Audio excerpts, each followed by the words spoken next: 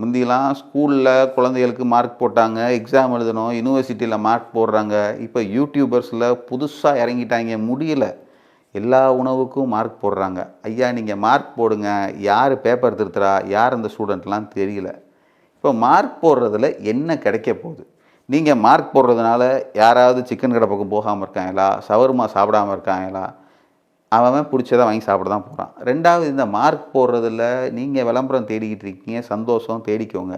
ஆனால் 100ல் ஒரு 10 பேர் இருப்பான்ல, அவனை மனநோயாளியாக மாற்றிக்கிட்டு இருக்கீங்க. இதை ஸ்டாப் பண்ணிக்கோங்க. மார்க் போடுறதுனால இப்போ ஒரு உணவு வந்து டோட்டலாக ஃபார் எக்ஸாம்பிள் ஒரு பீஸா, பர்கர், நான் இதுக்கு -100 தான் கொடுப்பேன்னு ஒருத்தர் சொல்கிறாரு. இன்னொரு அக்கா 1 மார்க் தான் அப்படிங்கிறாரு. இன்னொரு அண்ணன் ஐயையோ இது சாப்பிடவே கூடாது, இது விஷம், அரளிக்காய் விஷம் மாதிரி சொல்கிறீங்களே. அயல் நாட்டில் இதை தான் வந்து காலை மதியம் நைட்டு 3 நேரம் உணவாகவே சாப்பிட்றான். இப்போ நம்ம ஊரில் நீங்கள் எப்படி போய் தோசை சாப்பிட்றீங்க, அமெரிக்கன் கல்ச்சரில் அவன் யூஸ்வலாக பர்கர், பீஸா இருக்க தான் செய்யும். அவன் போட்டிருக்க ட்ரெஸ்ஸு வேணும், இந்த மாதிரி சொக்கா போட்டுக்குவீங்க, அவன் சாப்பிட்ற உணவு வேணும்னு சாப்பிடுவீங்க. ஆனால் இங்கே இருக்க இந்த அவல நிலை இருக்குது பார்த்தீங்க, இங்கே இருக்க அவல நிலை என்னென்னா, இந்த உணவுக்கு மார்க் போடுறது எங்கேயுமே உலகத்தில் இல்லை, இந்தியாவில் மட்டும்தான் நடக்குது. சரியா? நம்ம ஊர் உணவை தான் நம்ம சாப்பிட்ணும், அப்படி தான் சாப்பிட்டுக்கிட்டு இருந்தோம். சரியா? நம்ம ஊர் வேஷ்டி ட்ரெஸ் தான் போட்டோம். ரைட், இன்றைக்கி சூழ்நிலையின் காரணமாக, நாகரிகத்தின் காரணமாக we are getting more attracted to western country and western culture. Similarly அங்கே பல வருஷமாக அவன் அந்த மாதிரி உணவு தான் சாப்பிட்றான்.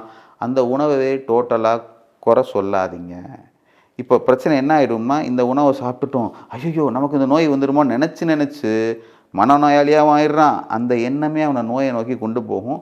தயவு செஞ்சு எனர்ஜி, அதுக்கப்புறம் உடம்பு தன்னைத்தானே எப்படி கெட்டு போகும் அப்படிங்கிற பற்றிலாம் கொஞ்சம் தயவு செஞ்சு தெரிஞ்சு பேசுங்க. இந்த உணவுக்கு மார்க் போடாதீங்க. My request for you. இந்த அவல நிலையோட உச்சம் இருக்குது பார்த்தீங்களா, இட்லிக்கு மார்க் போடுறாங்க. அதுலேயும் வந்து இட்லி 1 மார்க்கான். காலகாலமாக இட்லி சாப்பிட்றோம். உலகத்தில் பெரிய ரிசர்ச்லாம் பண்ணி இட்லி மாதிரி வந்து மார்னிங் பிரேக்ஃபாஸ்ட்டுக்கு உகந்த உணவே இல்லைங்கிறாங்க. இப்போ வந்து மில்லட்ஸ் இட்லி சாப்பிட்ணுமா, மலையரிசி இட்லி, இட்லி வெள்ளையாக இருக்க இட்லியே சாப்பிடக்கூடாதான், அதுவும் பாய்சனா. எப்பா முடியலடா சாமி, ரொம்ப கண்ணை கட்டுது. தலைவரே இந்த கேமரா கொஞ்சம் ஆஃப் பண்ணுங்க, முடியல. Myself doctor Satish from Madurai osteopathy clinic.